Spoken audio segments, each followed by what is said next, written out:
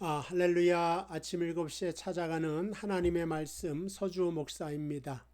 오늘은 어제에 이어서 미스바로 모이는 성회에 대한 두 번째 시간이고요. 좀 더 깊이 이 성회가 갖는 의미에 대한 생각을 나누도록 하겠습니다. 오늘 7장부터 7장 1절부터 12절까지 말씀인데 5절 한 절만 좀 읽어보겠습니다. 어제랑 같기 때문에 사무엘이 이르되 이스라엘은 미스바로 모이라 내가 너희를 위하여 여호와께 기도하리라. 아멘.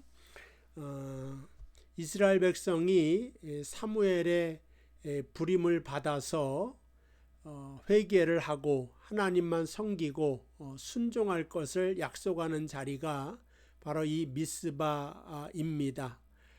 그러나 이 미스바 집회가 잘못된 길로 왔으니까 이제 하나님께 돌아가서 재헌신을 해야 되겠다 하는 건 맞지만 우리가 생각하는 것으로 좀 깊은 내면의 커다란 회개가 아니라 약간 좀 피상적인 그러한 돌아섬이 아닌가 하는 생각을 좀 지울 수가 없습니다. 사무엘상 전체적인 것을 좀 살펴보면 처음에 출애굽을 해서 가나안 땅을 정복하고 그 다음에 이제 사사들이 하나님의 백성들을 인도해 나아갑니다. 그러나 그 사사 시대를 거치면서 하나님을 섬기는 일에 믿음으로 섬기는 일에 실패를 하고 이스라엘은 하나님과 믿음으로 맺어진 언약 백성임에도 불구하고 가나안 땅에서 현실적으로 먹고 사는 문제에 부딪혀 우상을 섬기며 또 하나님도 더불어 섬기려고 하는 그러한 우를 범하게 되는 것을 보게 됩니다. 그래서 오늘 살펴볼 것이 가나안 땅에 와서 그러니까 그 현실적인 문제, 먹고 사는 이 농사의 신인 바알과 비를 준다고 하는 비전문 이 바알과 하나님과를 겸하여 섬기는 이러한 이스라엘을 보면서 우리도 현실 생활 속에서는 세상이 안겨다 주는 원리와 세상적인 가치를 최우선으로 삼고 하나님을 섬기는 믿음과 적절하게 타협을 하는 그러한 모습을 살게 됩니다. 이건 왜 그러냐면 믿음의 힘이 과연 현실적인 생활에서도 나를 구원할 수 있을 것이냐, 현실적인 내 문제를 해결할 수 있을 것이냐에 대한 답이 오늘 미스바 집회에 있기 때문에 그렇습니다.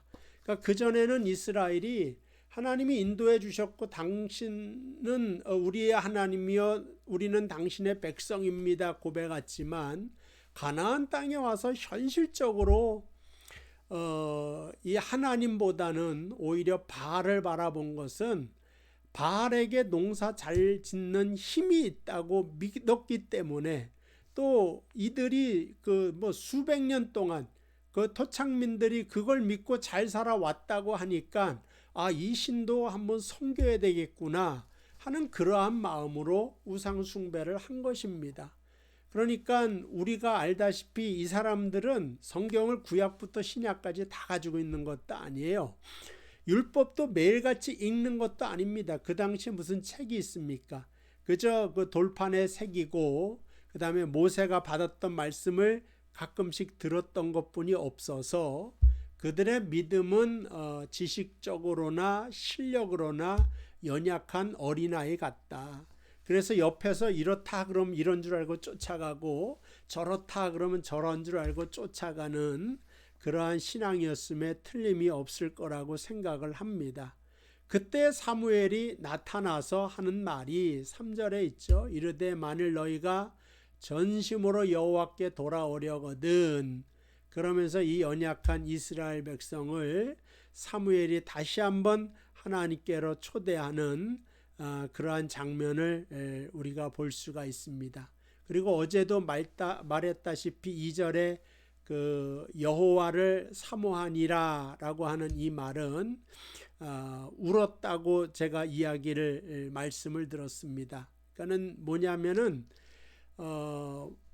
그러니까는 저희들이 생각할 때는 그 지난 시간에 여호와의 궤를 빼앗기고 전쟁에서 완전히 졌는데 하나님의 궤는 홀로 그 블레셋에 가서 블레셋 사람들을 재앙으로 다 물리치고 그의 우상들을 다 쳐서 다시 돌아오셨잖아. 하나님 홀로 힘으로.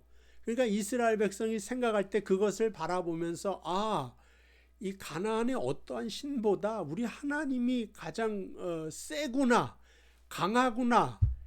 사실은 비교할 수도 없는 신임에도 불구하고 이들의 신앙의 연약함과 지식이 없음으로 불구하고 어쨌든 하나님의 능력을 바라본 다음에 하나님을 울면서 의지했다. 그 2절입니다.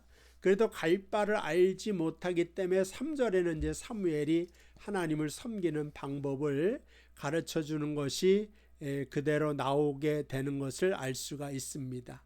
그래서 그들이 이제 그 미스바에 모였다 함을 블레셋이 듣고 쳐들어왔을 때 이제 사무엘에게 기도를 부탁을 합니다. 그러니까 여기서 현실적으로 이제 그 전쟁의 그 위험 앞에서 하나님을 믿는 것이 그들에게 능력이 되는가 되지 않는가에 대한 성경이 답을 하고 있습니다. 그때에 뭐냐? 우레. 어제도 말씀드렸다시피 10절에 보니까 블레셋 사람에게 큰 우레를 발하여 그들을 어지럽게 하시니 그들이 이스라엘 앞에서 패하게 되었다라고 하는 것입니다. 그 전까지는 이스라엘은 블레셋을 물리칠 힘이 없었습니다. 하나님은 이 블레셋을 물리치기 위하여 애굽을 불러오거나 뭐 주변에 더 강한 군대를 그 원조병으로 데려오거나 아니면 무기와 전술을 만들어서 그러니까 세상이 다 알고 있는 세상적인 방법으로 이 문제를 해결하지 않고 우레를 통하여 해결하시니까 그러니까 하나님만 할 수 있는 방법을 통하여서 이스라엘을 구원하고 있습니다. 이건 뭐냐면 이 세상의 문제를 해결하는데 이 세상이 가진 능력과 힘과 가치가 전부가 아니다. 이렇게 말하는 것입니다. 이 세상의 질서는 군사력과 경제력입니다. 그러니까 지금도 뭐 미국이 세계에서 리더가 되는 역할이 뭐예요? 군사적으로 우수하고 경제적으로 우수하기 때문에 미국이 1등 나라가 되어서 때로는 말 안 듣는 나라를 누르고 뭐 그렇게 하면서 되어 간다는 것입니다. 이게 세상의 원리인데 오늘 본문은 보이는 것이 전부가 아니라 이거죠. 군사력, 경제력 이것이 전부가 아니라 하나님의 전능하심 속에 세상이 패배하는 반전을 보이면서 이것이 또 무엇을 통과하여 옵니까? 사무엘의 기도를 통하여서 이와 같은 이와 같은 역사가 나타나게 되는 것을 알 수가 있습니다. 전쟁을 이기는 방법으로는 사실은 뭐 여러 가지가 있겠지만 하나님은 이 세상의 질서와 원리가 전부가 아니라 하나님이 주권자가 되어 주셔서 하나님의 마음 먹기에 따라서 우리의 운명이 바뀌는 것을 이스라엘 중에 이것을 다 보여주신 것을 알 수가 있습니다. 그래서 오늘 말씀의 그 중요한 교훈점은 우리가 이 세상을 살아가면서 이 기도를 해도 내가 원하는 대로 되지 않고 기적의 역사도 일어나지 않을 때 이것이 뭔가 하면서 회의가 찾아오기도 합니다. 이제 또 그 말을 좀 드리고 싶습니다. 우리도 이제 미스바에 모인 이스라엘과 같은 믿음일지도 모른다 하는 생각을 좀 듭니다. 하나님께 모든 걸 맡기자니 현실 생활 속에서 좀 힘들고 도움이 될 것 같지가 않은 거예요. 기도를 함으로 현실적으로 당장 와 있는 블레셋의 문제를 이 연약한 이스라엘이 별로 그렇게 해결할 것 같지가 않습니다. 그렇다고 세상의 원리대로 살자고 하니까 받은 하나님의 율법과 말씀과 그 간증거리들이 있기 때문에 그 사이에서 아슬아슬하게 살아가고 있는 것을 볼 수가 있습니다. 예수님의 그 변화산의 사건을 다 아실 겁니다. 근데 이 변화산에서 예수님이 이제 희게 그 눈보다 더 이게 빛으로 변화되어서 모세와 엘리야랑 말씀하시고 산을 내려와서 보니까 귀신 들린 자를 고치지 못해서 제자들이 능력을 행사하지 못합니다. 그 자녀가 귀신 들려서 불에도 들어갔다 물에도 들어갔다가 몸을 다 상하고 엉망인 것을 바라보면서 아버지가 와서 당신의 제자들은 고치지 못하였습니다. 할 수 있거든 내 자녀를 좀 고쳐주십시오. 그때 예수님께서 할 수 있거든이 무슨 말이냐, 믿는 자에게는 능치 못함이 없느니라, 그런 말씀을 하십니다. 여기에서 이 믿음이라고 하는 것은 방법론이 아니다, 조건이 아니다 하는 것을 우리가 알아야 돼요. 그래야지 이 문제가 우리의 마음속에 어떠한 나는 왜 기적의 기도를 하지 못하는, 믿음이 없어서 그런가? 하나님은 의인의 기도는 역사하는 힘이 크지만 이 의인의 기도뿐만 아니라 그러니까 예수로 말미암아 의인이지만 믿음이 부족한 사람도 기도하라고 시켰으면 응답하지 않을 것 같으면 왜 이러한 일을 하겠습니까? 그러니까는 그 믿음의 기도라고 해서 기계적으로 결과가 나오지 않는다고 하는 의미에서 믿음이 방법이 아니다, 이 말씀을 드리는 것입니다. 물론 방법입니다. 그러나 어떤 면으로 생각해서는 내가 믿음대로 기계적으로 하나님이 답을 내시는 분이 아니기 때문에 그러한 의미로 방법이 아니라고 말씀을 드리는 것입니다. 믿음은 뭐냐? 하나님의 통치를 이해하고 그것을 순복하고 아는 것입니다. 하나님의 선한 통치를 믿는 거죠. 근데 이 하나님의 통치는 세상과 다르다. 그러니까는 하나님의 통치는 이 세상에서도 통치하지만 이 세상에서 보이지 않는 세계까지 통치하시는 유일한 통치자가 되십니다. 자연의 법칙을 만드셨지만 이 자연 속에 개입하여 초월적인 기적의 역사를 일으키는 분이 바로 하나님이시라고 하는 것입니다. 그래서 믿는 자는 그 하나님의 통치함을 아는 자에게 능치 못함이 없다, 이런 말인데, 이제 좀 더 쉽게 말해서 우리가 왜 믿는데 기적을 날마다 경험하지 못하는가? 평생에 뭐 한두 번 와, 이거는 하나님이 역사하신 것이다, 그런 사람이 굉장히 많지 않습니까? 그러니까 제자도 말하는 거, 예수님 우리도 사실은 기도했는데 왜 기적을 만들어내지 못합니까? 그때 다시 한번 기도 외에는 이러한 유가 나갈 수 없느니라, 이게 바로 사무엘이 했던, 미스바에 했던 그 기도라고 하는 것입니다.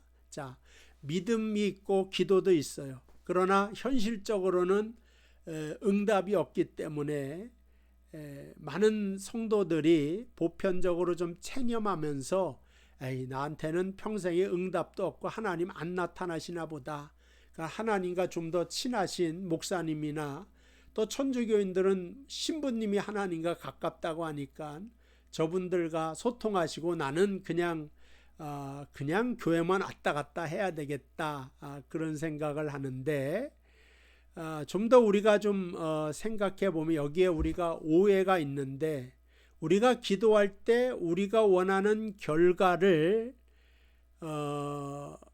그러니까는 그 결과가 나타나기를 원하고, 우리가 원하는 결과는 이 보이는 세상에 국한되었다고 생각을 하면 우리에게는 응답이 평생 없죠. 그러니까는 쉽게 말해서 하나님, 우리 아이가 잘 되게 해주시고 좋은 학교도 가게 해주시고 결혼도 아주 잘하게 해주시고 세상에서 떵떵거리는 부귀영화를 다 누리게 해주시기를 원합니다. 믿음을 가지고 기도를 했습니다. 그러면 어떻게 되는 것이 정말 우리 자녀에게 좋은 것이고 성공하는 것은 우리는 모른다는 겁니다. 이게 좋은 줄 알고 기도했는데 그게 아이를 망치는 것인지 정말 좋은지 모르고, 모든 좋은 것과 선한 것은 다 하나님에게서 나오기 때문에 하나님은 우리 아이에게 가장 좋은 학교를 아시죠. 그리고 가장 부자인 상태가 어떠한 상태인 줄 아십니다. 그래서 때로는 실패를 주시지만 그 실패를 통하여서 더 커다란 성공과 정말 그 인간 이상의 하나님이 원하는 작은 예수가 되어서 살아갈 수 있는 길을 열어주게 된다고 하는 것입니다. 저는 재수를 하질 않았습니다. 그래서 참된 겸손을 잘 모르죠. 왜냐하면 학교가 왜 떨어질까 이런 생각을 할 수도 있죠. 저는 계속 다 붙어왔으니까. 근데 이제 저희 집사람은 집안 얘기지만 고등학교도 한번 떨어졌고 대학교도 떨어져서 재수를 했습니다. 그러니까 남들 다 붙은 고등학교를 한번 실패했으니까 자존심이 꾸겨지고 상하는 걸 어디에 가서 해결합니까? 교회에 가서 해결하는 거예요. 그래 사모가 된 것입니다. 대학교도 척 붙었으면 이 교만해서 노래나 부르면서 살아갈 텐데 한번 떨어졌잖아요. 그리고 기도해서 붙었단 말이죠. 그러니까 하나님 안에서 내가 노래해야 되겠다. 그러한 마음을 품고 노래를 하고 교회에서 찬양하고 봉사하는 걸 최고의 영광으로 살 수가 있었고, 이것이 우리 집사람에겐 가장 좋은 학교요, 가장 좋은 시기에 들어간 것이 되었다고 하는 것입니다.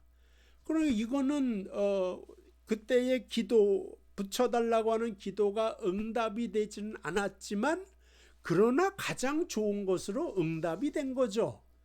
이러한 의미에서 우리가 참다운 기도의 응답이 무엇인가를 깨달아야 된다 하는 것입니다. 그래서 믿음의 눈으로 바라보면 하나님이 응답 안 하신 적이 없다. 그리고 그 응답하시는 일을 중단한 적이 내 인생에서 한 번도 없다. 이것을 깨닫는 것이 오늘 이 사무엘상 7장을 이해한 사람의 믿음의 심정이라고 생각을 합니다. 근데 하나님께서 가장 좋은 걸로 주셨다고 하는데 오늘날 내 꼴이 정말 가장 좋은 것이라고 하는 말이냐? 이런 말을 할 수도 있습니다. 오늘 여러분들이 지금 아침 7시에 제가 좀 오늘 더듬더듬 하는데 머릿속에서는 뱅글뱅글 도는데 잘 설명이 안 돼서 그렇습니다. 서목사의 그 설교를 듣고 있는 것이 저 백악관에 가서 일을 하는 것도 아니고 청와대에 가서 일을 하는 것도 아니고 죄송합니다. 조금 더 쉽게 말하기 위해서 막말을 하겠습니다. 이 집구석에 앉아서 아침 일찍 이 설교를 듣는 것이 최고의 영광스러운 일이겠느냐, 이런 생각을 할 수도 있습니다. 적절한 예화는 아니겠지만 한번 제가 쉽게 풀어 하겠습니다.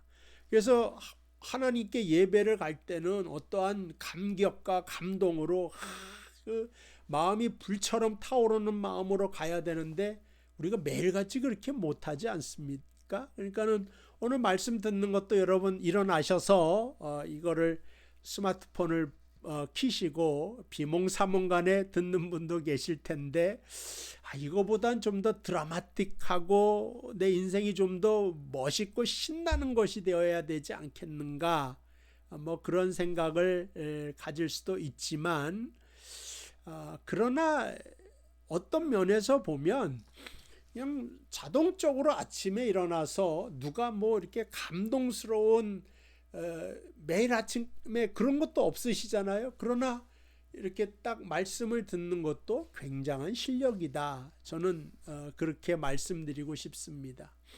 우리가 캐나다에 살지만 영어권이죠. 영어를 캐나다인보다 다들 못하실 줄로 제가 알고 있습니다.